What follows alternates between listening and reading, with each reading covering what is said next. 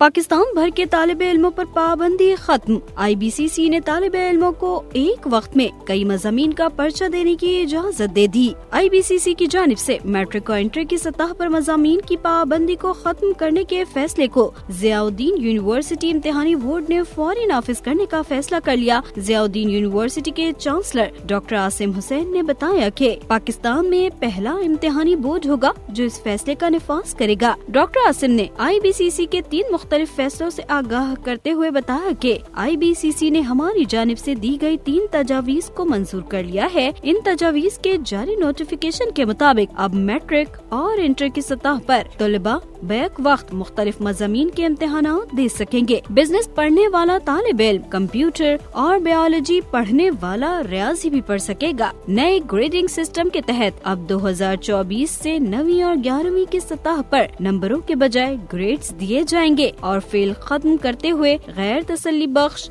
Grade दिया जाएगा। उन्होंने मजीद बताया कि अब साइंसी मज़ामीन में कैम्ब्रिज की तर्ज पर प्रैक्टिकल के बजाय MCQs लिए जाएंगे। अमली इम्तिहान का मुतबादिल अल्टरनेटिव प्रैक्टिकल का नाम दिया जाएगा। उनका कहना था कि ये फैसला सबसे पहले ज़ियाउद्दीन इम्तिहानी बोर्ड में नाफिज किए जा रहे हैं। ताहम IBCC के फैसले के तहत यूनिफॉर्म पॉलिसी के तौर पर अब उन फैसलों को सिंध समेत तमाम तालीमी बोर्ड में नाफिज होना है। प्रेस ब्रीफिंग के मौके पर ज़ियाउद्दीन एग्जामिनेशन बोर्ड के सरबराह निदा हुसैन और executive director doctor Nasir Ansar भी मौजूद थे।